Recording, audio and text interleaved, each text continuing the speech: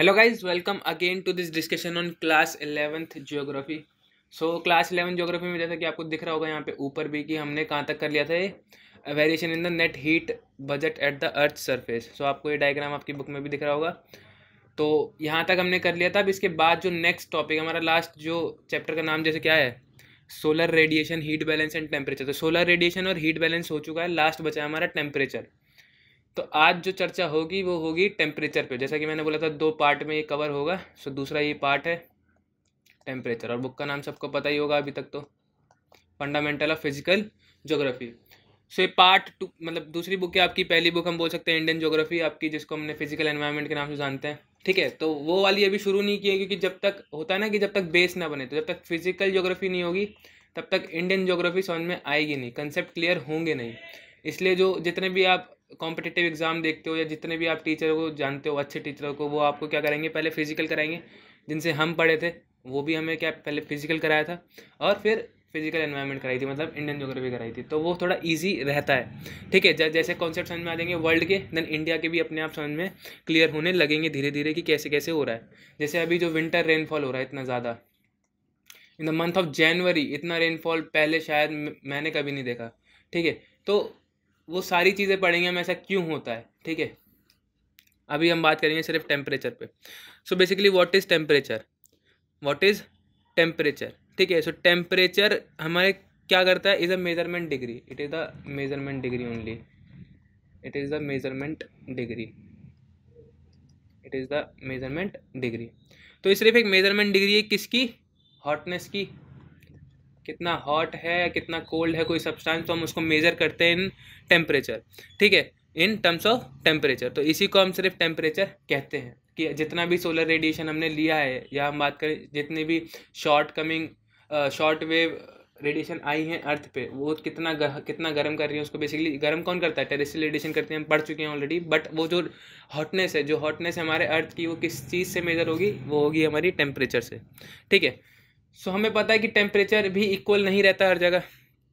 तो जो अनइवननेस है टेम्परेचर की, वो भी कुछ फैक्टर्स पे डिपेंड करती है बेसिकली। तो फैक्टर्स ऑफ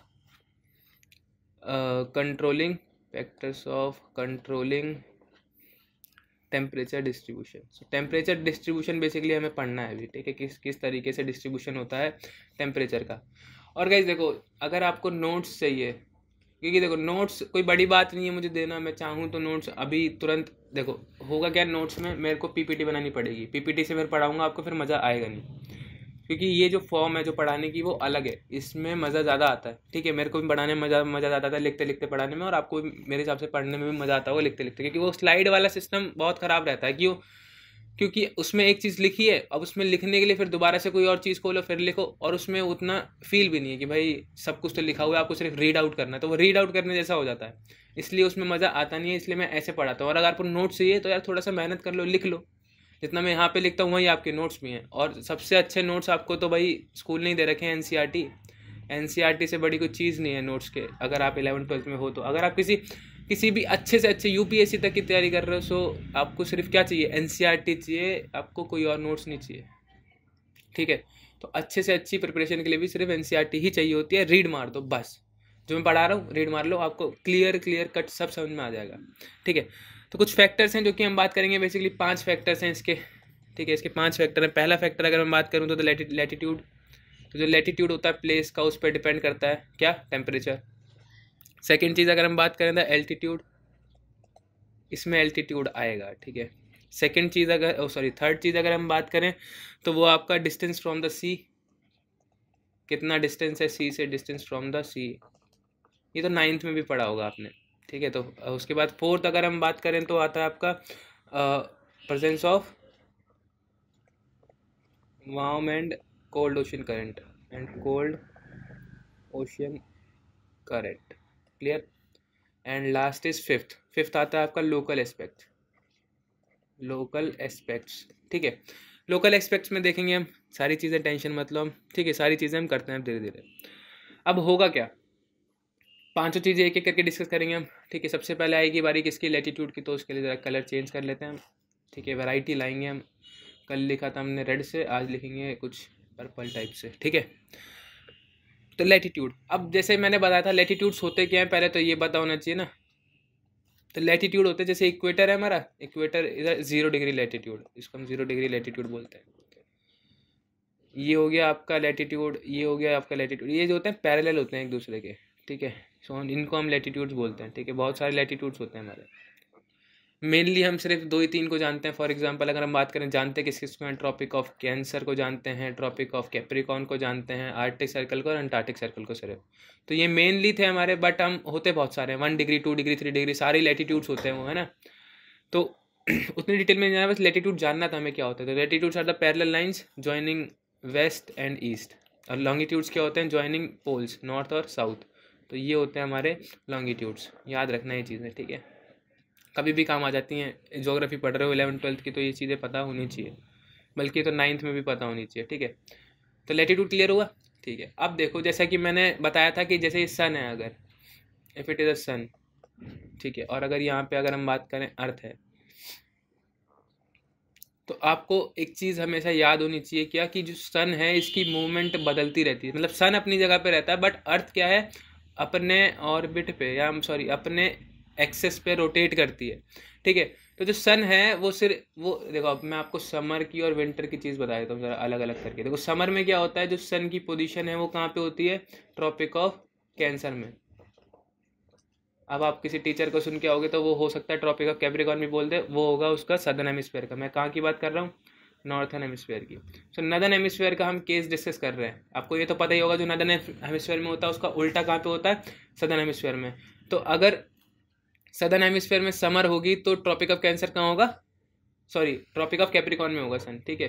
अब अगर मैं बात करूँ विंटर की, कहाँ पे, नदर्न हेमिस्फीयर में, तो जो सन की पोजीशन होगी वो कहाँ होगी, ट्रॉपिक ऑफ कैप्रिकॉर्न। इसका उल्टा कर दोगे तो वो किसका बन जाएगा, साउदर्न हेमिस्फीयर का, ठीक है। तो इतनी चीज़ याद रखना, समर में क्या होता है, सन ट्रॉपिक ऑफ कैंसर पे होता है, और अगर विंटर की बात करूँ तो ट्रॉपिक ऑफ कैप्रिकॉर्न पे होता है। अब अगर जो सन है वो ट्रॉपिक ऑफ कैंसर पे होगा, मतलब 23.5 डिग्री नॉर्थ, तो जो रेडिएशन है वो सबसे ज़्यादा कहाँ पे जाएगी, जो जो उसकी इंसोलेशन है हम बात करें, वो सबसे ज़्यादा कहाँ पे जाएगी, इस एरिया पे, नदर्न पार्ट में, नदर्न पार्ट में जाएगी। तो जो नीचे वाला एरिया है हम बात करें ट्रॉपिक ऑफ कैंसर वाला, यहाँ पे क्या रहेगी, उतनी रेडिएशन पहुंच नहीं पाएगी, हीट ही नहीं पहुंच पाएगी, तो जो टेम्परेचर रहेगा वो कम रहेगा, ठीक है। तो वो चीज़ याद रखना। तो हम एक चीज़ यहाँ से कंक्लूड ये कर सकते हैं, हम यहाँ से चीज़ कौन सी कंक्लूड कर सकते हैं, कि इंसुलेशन वेरी करता है क्या, लैटिट्यूड के अकॉर्डिंग, ठीक है। क्या करता है, वेरी करता है लैटिट्यूड के अकॉर्डिंग, मतलब इंसुलेशन जितना रिसीव होगा उतना ही ज़्यादा टेम्परेचर होगा, ठीक है। ये चीज़ समझ में आई आपको। देखो अगर मैं यहाँ पे फिर से अगर बना दूँ, ये हो गया आपका, अगर मैं बात करूँ 23.5 डिग्री नॉर्थ, तो अभी इस जगह पे है, ठीक है। जैसे ही सन की जो पोजीशन है वो चेंज होगी, यहाँ पे आएगी, तो यहाँ पे क्या यहाँ पे तो नहीं आएगी खैर, मान लो अभी ये मिडल में है, ठीक है। सन की एपरेंट मूवमेंट हुई, ये ऊपर चला गया, दिस इज सन, और एक बार एपरेंट मूवमेंट होगी तो यहाँ पे आ जाएगा। अब ये क्या करेगा, सबसे ज़्यादा रेडिएशन कहाँ फेंकेगा, नदर्न हेमिस्फीयर में, और नीचे आते आते क्या हो जाएगी, स्लैंट हाइट हो जाएगी, तो डिस्टेंस ज़्यादा कवर करेगा, ज़्यादा स्कैटरिंग होगी, और जो टेम्परेचर है वो कम रिसीव होगा।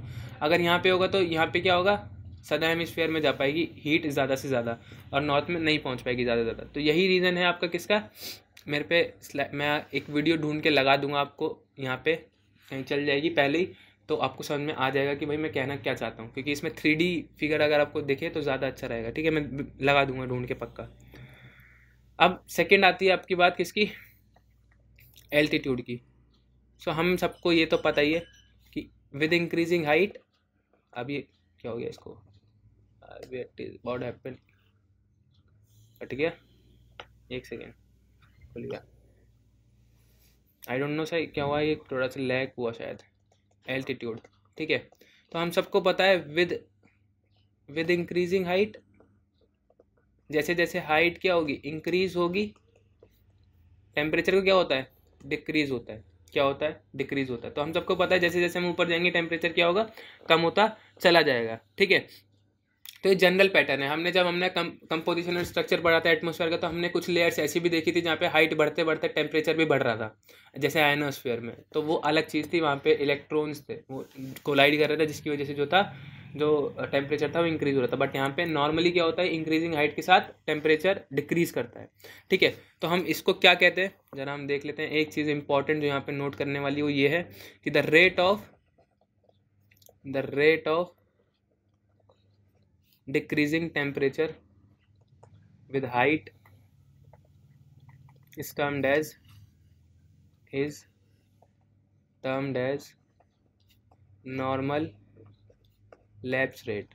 तो नॉर्मल लैप्स रेट याद रखना है यहाँ पे, ठीक है, क्योंकि आगे एक टॉपिक है जो इससे रिलेटेड है। इट इज़ 6.5 डिग्री सेल्सियस पर 1000 मीटर। तो जितना अगर आप 1000 मीटर ऊपर जाओगे देन आपका जो टेम्परेचर है वो 6.5 डिग्री सेल्सियस से कम हो जाएगा। आप 1 डिग्री सेल्सियस भी निकाल सकते हो। 1 डिग्री सेल्सियस कैसे निकालोगे? 1000 अपॉन में 6.5 कर देना। तो हर जगह सेम नहीं रहता, ये कभी कभी चेंज भी हो सकता है, ये फिक्स नहीं है। मतलब एल्टीट्यूड क्लियर हो गया, कैसे एल्टीट्यूड पे डिपेंड करता है। आगे बढ़ते हैं। थर्ड बात आएगी किसकी? डिस्टेंस फ्रॉम द सी की। Distance from the sea. So basically distance from the sea is, अब कैसे इसको पता लगा सकते हैं? देखो, जैसा कि अगर मैं इंडिया का थोड़ा सा मैप बनाना चाहूँ तो कुछ इस तरीके से अगर मैं बना देता हूँ, ठीक है। ऊपर का मुझे ढंग से आता नहीं बनाना, सॉरी फॉर दैट। मैं कोशिश कर रहा हूँ, इस पर अपने काम कर रहा हूँ कि भाई बढ़िया से बनाना सीख जाओ इसको, ठीक है। तो आपको पता होगा कि जो ये वाला एरिया है, हमें सिर्फ काम इसका था इसलिए मेरे को ये बनाना आता था। इसे देखो, ये जो एरिया आपका कोस्टल रीजन, और यहाँ की जो स्टेट्स हैं सारी ये वाली जो सी से अटैच्ड है, ठीक है, ठीक है, जो सी से अटैच्ड है, वहाँ पे क्या होता है, जो टेम्परेचर है वो नॉर्मल रहता है। जो डायरनल रेंज है, मतलब हम बात करें दिन का टेम्परेचर और रात का टेम्परेचर में ज़्यादा फर्क होता नहीं है। जो दिन का टेम्परेचर है वो मान लो अगर 20 है तो रात का भी कितना हो जाएगा? 18 या 17, इससे ज़्यादा नहीं होगा, मतलब कम नहीं जाएगा, ठीक है।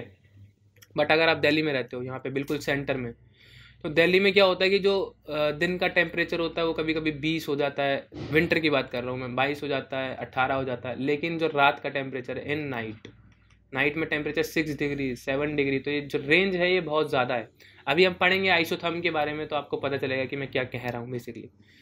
तो आप एक चीज़ याद रखना, जो सी के पास वाली स्टेट्स होती हैं, जगहें होती हैं, वहाँ पे क्या रहता है? टेम्परेचर मॉडरेट रहता है। क्यों रहता है? Because of land breeze and sea bridge. I thought कि आपको ये पता होगा ऑलरेडी टॉपिक लैंड ब्रिज और सी ब्रिज। अगर नहीं पता है तो अगले चैप्टर में आएगा, बट मैं आपको यहीं बता देता हूँ, ठीक है। नो नीड टू, अब हम आगे क्या ही टालें, पढ़ाना मुझे ही है, ठीक है। तो मैं ज़्यादा टालने की कोशिश नहीं करूँगा। अब होगा क्या? देखो, लैंड ब्रिज क्या होता है बेसिकली। लैंड ब्रिज अगर मैं समझना चाहूँ या समझाना चाहूँ, land bridge, so what is land bridge? अब देखो होता क्या है, अगर ये लैंड है and if it is sea, ठीक है। अब लैंड की एक प्रॉपर्टी होती है, हम बात करें कैरेक्टरिस्टिक्स होती है कि ये धीरे ही ठंडा होता है और जल्दी ठंडा होता है, जल्दी गर्म होता है, सॉरी। ये क्या होता है? Fast heat and fast he cool होता है, ठीक है। ये चीज़ याद रखना लैंड के बारे में स्पेशली। सी का क्या होता है? Slow cooling and slow heating. अगर आपको ये एग्जाम्पल लाइव देखना है तो आप एक काम करना, अपने घर में पानी उबाल देना, एक जगह रोटी गर्म करके रख देना। रोटी क्या होगी? जल्दी ठंडी हो जाएगी, देन वाटर, और रोटी जल्दी गर्म भी हो जाएगी, देन वाटर, ठीक है। तो वो चीज़ आपको समझ में आ जाएगी। लैंड और सी का कॉन्सेप्ट ये है। अब देखो होता क्या है, जब दिन होता है तो दिन में जो लैंड है वो जल्दी गर्म हो जाएगा, है ना, जल्दी गर्म हो जाएगा। अब देखो, टेम्परेचर ज़्यादा तो प्रेशर कम, ये भी हमें पता है, टेम्परेचर ज़्यादा तो प्रेशर कम। अब ये गर्म है यहाँ पे, तो प्रेशर यहाँ पे क्या है? कम है। अब यहाँ पे सी पे क्या हो जाएगा? सी पे तो भाई धीरे धीरे गर्म होगा, मतलब कंपैरेटिवली लैंड से तो ठंडा ही है। तो यहाँ पे अगर मैं बात करूँ, टेम्परेचर कम होगा तो प्रेशर क्या होगा? ज़्यादा होगा, ठीक है। क्या होगा? ज़्यादा होगा। ये मैं बात कर रहा हूँ कब की? जो लैंड ब्रिज सी ब्रिज साथ में समझ लेते हैं ना, अलग अलग क्या पढ़ना। अगर मैं डे की बात करूँ, ठीक है, तो डे में ये सिनेरियो है कि लैंड सी पे टेम्परेचर कम है और प्रेशर ज़्यादा है। तो डे में क्या होगा? सी से जो हवा होगी वो लैंड की तरफ जाएगी, तो इसको हमने क्या बोल दिया है? इसको हमने बोल दिया सी से लैंड की तरफ जा रही है तो सी ब्रीज। तो जहाँ से शुरू हुई है तो वहाँ का हम नाम दे देते हैं सी ब्रीज। जैसा कि मैंने विंड का नामकरण सिखाया होगा आपको। विंड का नामकरण कैसे करते हैं? जिस डायरेक्शन से वो फ्लो करती है उसी डायरेक्शन में उसको नाम दे देते हैं। जैसे वेस्ट से फ्लो कर रही है तो वेस्टर्लीज, ईस्ट से फ्लो कर रही है तो ईस्टर्लीज, ठीक है। तो ये सी से फ्लो कर रही है तो सी ब्रीज, ठीक है। तो डे में क्या होता है? Sea breeze. और अगर मैं नाइट की बात करूं तो नाइट में क्या होगा? इसका उल्टा हो जाएगा कि यहाँ पे क्या होगा? टेम्परेचर कम हो जाएगा। मैं अलग पेन से लिख देता हूँ यहाँ पे, ठीक है। मैं यहाँ पे अलग पेन से लिख देता हूँ ताकि आप क्लैरिफाई कर पाओ भाई डिफरेंस क्या है। ग्रीन से लिख देते हैं ना। अब नाइट में क्या होगा? नाइट में होगा क्या कि टेम्परेचर यहाँ पे क्या हो जाएगा? कम हो जाएगा, क्योंकि लैंड क्या होगा? जल्दी ठंडा होगा, और प्रेशर क्या हो जाएगा? यहाँ पे बढ़ जाएगा। सेम यहाँ पे भी वही कंडीशन होगी। यहाँ पे क्या हो जाएगा? जो सी है वो जल्दी धीरे धीरे ठंडा होगा, मतलब ये गर्म रहेगा, तो टेम्परेचर यहाँ पे क्या रहेगा? ज़्यादा रहेगा और प्रेशर कम रहेगा। और हमें पता है विंड कहाँ से फ्लो करती है? High pressure to low pressure, तो यहाँ से यहाँ फ्लो करेगी, इसको हमने बोल दिया लैंड ब्रीज। क्लियर है? बाकी इसको और डिटेल में जानेंगे अगले चैप्टर में। बाकी इतना डिटेल में भी बहुत है कि क्या होता है, लैंड दिन में जल्दी गर्म होता है इसलिए प्रेशर यहाँ पे कम होता है, सी पे प्रेशर ज़्यादा होता है तो pressure high pressure to low pressure जाती है चीज़ें, ठीक है। तो इसलिए हमने इसको सी ब्रीज बोल दिया, और जब लैंड से सी की तरफ जाएगी तो उसको हमने लैंड ब्रीज बोल दिया। तो एक टेम्परेचर क्या रहता है, मॉडरेट रहता है, हमें इसमें कोई ज़्यादा, इसलिए गोवा में क्या होता है जो टेम्परेचर है वो ज़्यादातर 20-22-25 के आसपास ही रहता है, चाहे सर्दी हो चाहे गर्मी हो, उससे फ़र्क नहीं पड़ता, क्योंकि लैंड ब्रीज और सी ब्रीज का कमाल है वहाँ पे। समझ में आया टेम्परेचर का? यहाँ पे टेम्परेचर वहाँ पे मॉडरेट रहता है। क्लियर? अब बात आती है एयर मास की, air mass and ocean currents. So ocean currents में आपको ना अगले चैप्टर में क्या होगा, डिटेल में आएगा। डिटेल में मतलब उसका अलग से ही टॉपिक है पूरा ओशन करेंट्स का, लेकिन यहाँ पे भी जितना जानना है मैं बता दूंगा।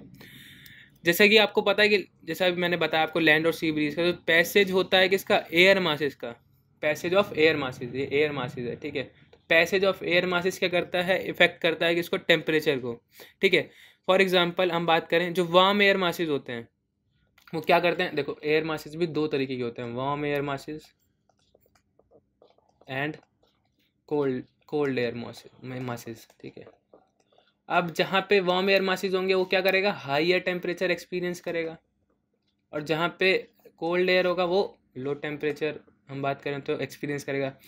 अब ओशन करंट्स का भी क्या है, सेम है। ओशन करंट बेसिकली क्या होता है, हाईयर अमाउंट में जब वाटर फ्लो करता है एक डायरेक्शन में, higher amount of water flows in a definite direction, ठीक है। तो इसको हमने बोल दिया क्या, इसको हमने बोल दिया ओशन करंट्स, ठीक है। अब ओशन करंट भी होते हैं warm ocean current, cold ocean current. Basically warm वाले हाई टेम्परेचर, कोल्ड वाले लो टेम्परेचर, जब ये दोनों मिल जाते हैं तो एक मॉडरेट कंडीशन बना देते हैं, जो कि फिशिंग ग्राउंड के लिए बहुत अच्छी होती है। तो ये सारी चीज़ें हैं अगले चैप्टर में आएंगी, बट इतना याद रखना कि ओशन करंट क्या होता है, high amount of water flow in a definite direction. तो जब हाई अमाउंट ऑफ वाटर मतलब बहुत सारे पानी एक ही डायरेक्शन में फ्लो करता है, हम उसको बोल देते हैं ओशन करंट। और दो तरीके के हो सकते हैं, वार्म ओशन करंट और cold ocean current. Same air masses क्या आता है, वार्म एयर मासेस हो सकते हैं, कोल्ड एयर मासेस हो सकते हैं, टेम्परेचर का दोनों में सही सेम है। Warm air masses high temperature, cold air masses low temperature. Same warm ocean current high temperature, cold ocean current low temperature. Clear है? अब बढ़ते हैं हम आगे। तो चौथी चीज़ थी, बाकी लोकल एक्सपेक्ट होते हैं बहुत सारे, जैसे हमारा हिमालय है वो लोकल एक्सपेक्ट है, हर जगह तो हिमालय है नहीं ना पॉसिबल, हर कंटिनेंट में, तो वो वाली चीज़ें होती हैं लोकल एक्सपेक्ट्स, ठीक है। तो उसको अलग ही पढ़ेंगे बिल्कुल। अब बात आती है किसकी, डिस्ट्रीब्यूशन ऑफ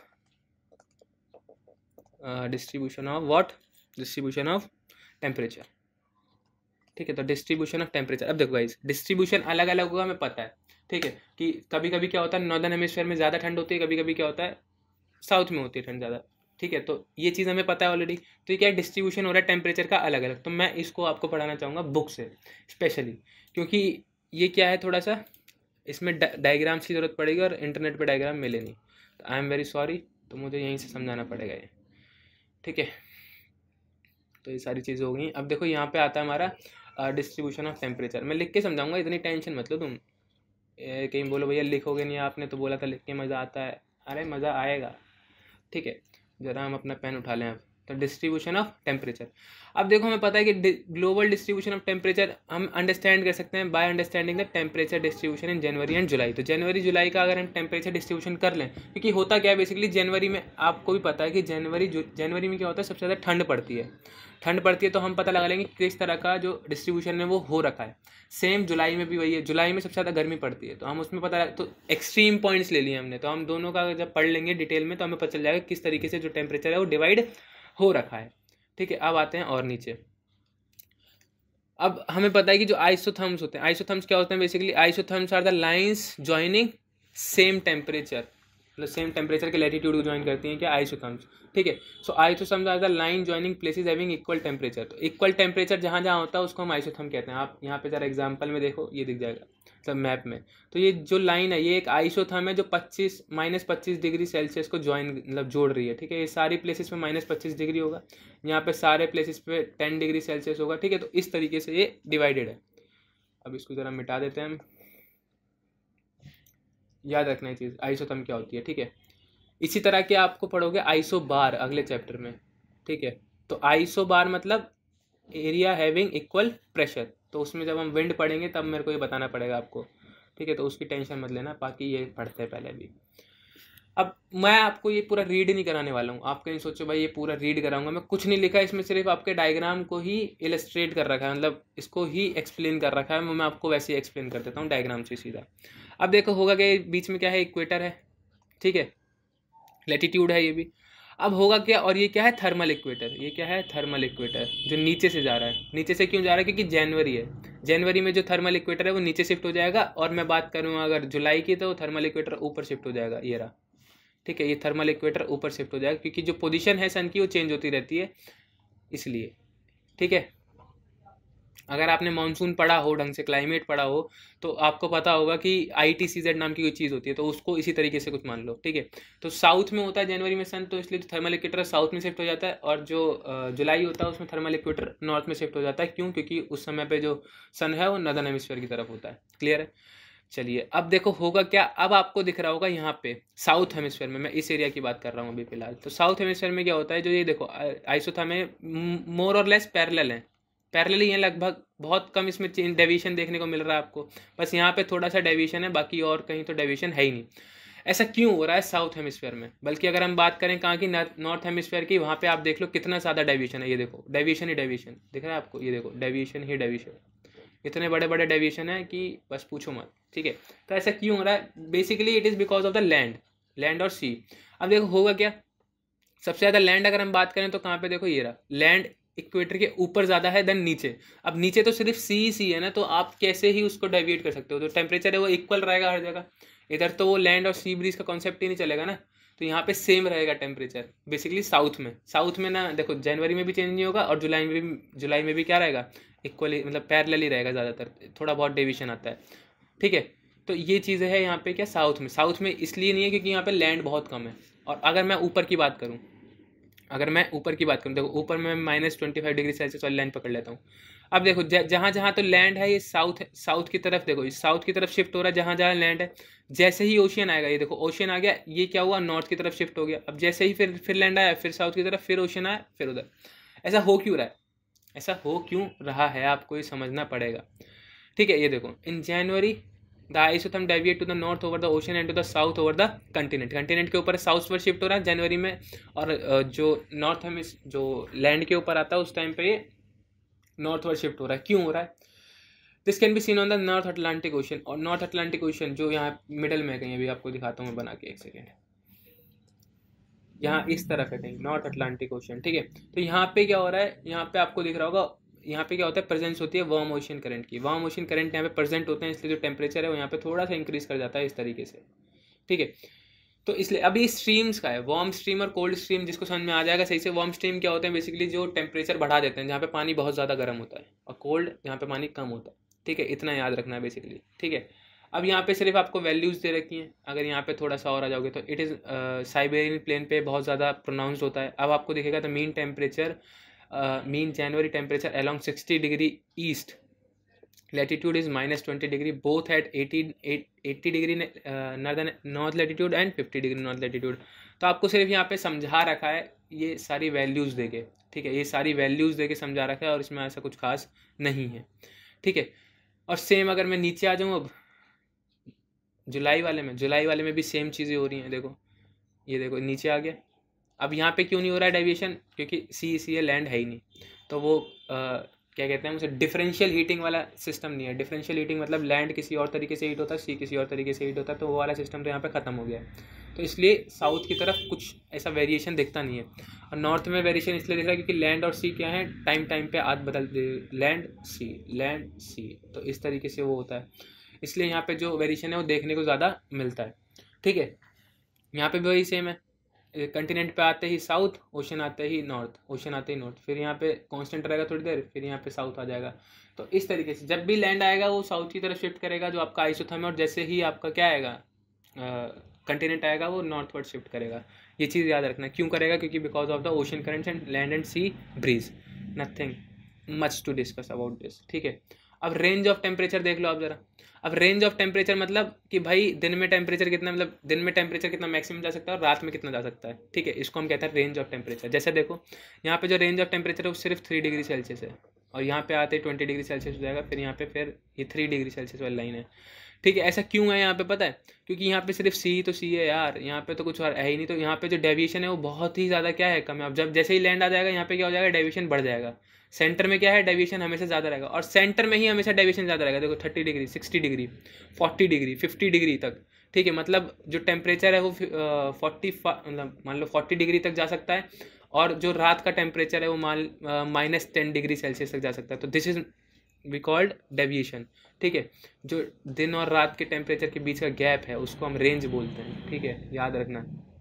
देखो सेंटर में हमेशा दिखाएगा आपको, सेंटर में हमेशा क्या दिखेगा, ज़्यादा दिखेगा लैंड में, ठीक है। तो सेंटर में क्यों दिखता है, बिकॉज वहाँ पे लैंड और सी ब्रीज का कॉन्सेप्ट ही नहीं है, इसलिए मैंने लैंड ब्रीज आपको पहले समझा दिया ताकि ये ग्राफ समझने में दिक्कत ना हो। जो क्या करते हैं ना, पहले यही पढ़ा देते हैं, लैंड सी ब्रीज नहीं पढ़ाते आपको, फिर ये ग्राफ समझने में दिक्कत होगी।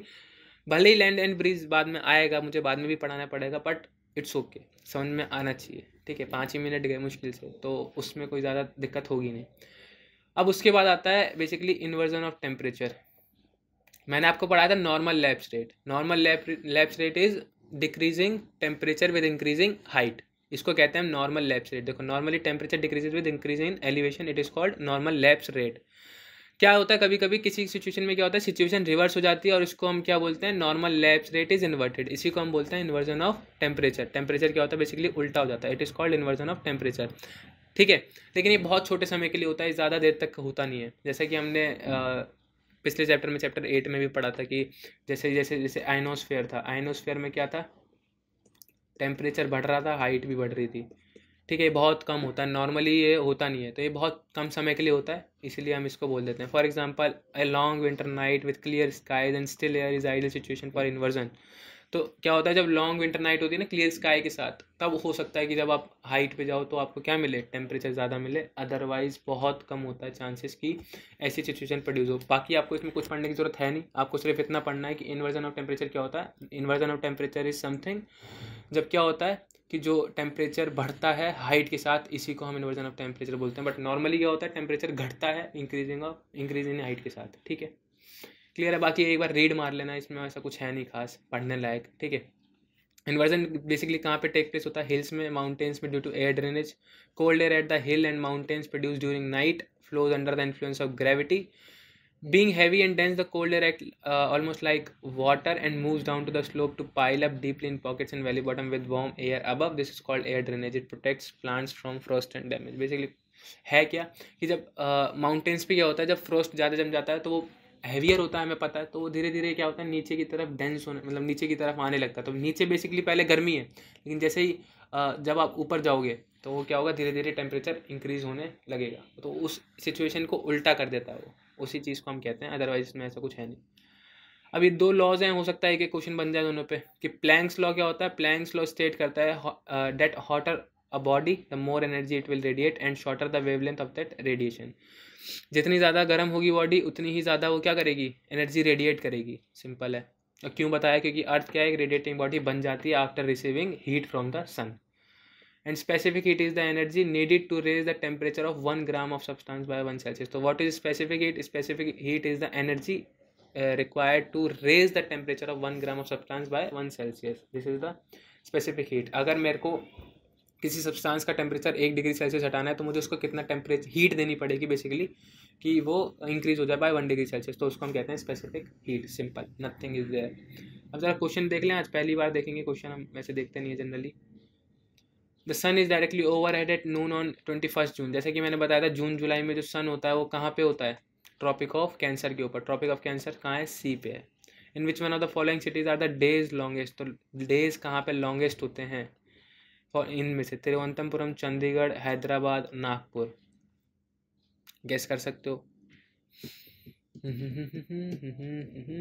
नागपुर में भी, ठीक है, चेक करके बताना मुझे। तो the atmosphere is mainly heated by the, तो कैसे हीट होता है, तो हमें पता है लॉन्ग वेव टेरेस्ट्रियल रेडिएशन से हीट होता है। शॉर्ट वेव भले ही जो इनकमिंग रेडिएशन होती है उसको हम शॉर्ट वेव सोलर रेडिएशन बोलते हैं, बट ये हीट नहीं करता है। पार्ट 1 में मैंने बता रखा है क्यों, ठीक है। बाकी इसका आंसर अभी चेक कर लेते हैं, अदरवाइज कॉमेंट आने लगता है ना फिर कि fall in which of the following cities the temperature is longest. Let me copy this.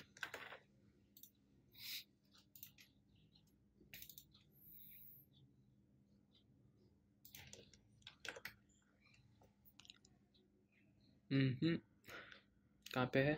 Thiruvananthapuram, ठीक है। Because the earth is divided on the equator and India is located, okay, because Thiruvananthapuram is the southern most state basically, ठीक है, इसलिए यही reason है और कुछ नहीं है, ठीक है। तो इसका आंसर होगा थिरुवनंतपुरम, ठीक है, ये नहीं होगा। नेक्स्ट, अब बात आती है इंसुलेशन की। सो इंसुलेशन क्या होता है, अब आपको मिलाना है, एल्बिडो भी बता रखा है, सारी चीज़ें बता रखी हैं। तो what is annual range? Annual range is the difference between the mean temperature of the warmest and the coldest month. तो ये इधर चला गया। इंसुलेशन क्या, अब आइसोथर्म क्या होता है? The line joining the places of equal temperature. Insolation incoming solar radiation, albedo the percentage of visible light reflected, तो रिफ्लेक्टेड होगी ये, ठीक है। अब ये रीज़न देने, आप सब tropical area tend to have lesser cloud than, because वहाँ पे क्या होता है, लेस क्लाउड क्यों होता है? क्योंकि वहाँ पे सी की जो सी है वो भी बहुत कम है, that's this is the possible reason. अब ये सारी चीज़ें आप मुझे ट्राई करके बताना होती हैं आपसे तो ठीक है, अदरवाइज हो सकता है कि हम आंसर भी लाने लग जाएं थोड़े दिनों में, कोई बड़ी बात भी नहीं है, ठीक है। सब्जेक्टिव पेपर होगा तो we may put some effort from our side, ठीक है। सो इतना ही था आज के दिन, चैप्टर ख़त्म। अब आएंगे जल्द ही चैप्टर 10 के साथ, जो कि है आपका, आज किसी को पता है कि आपका चैप्टर 10 कौन सा है? तो जिसको नहीं पता मैं बता दूं, आपका atmospheric circulation and weather system, ठीक है।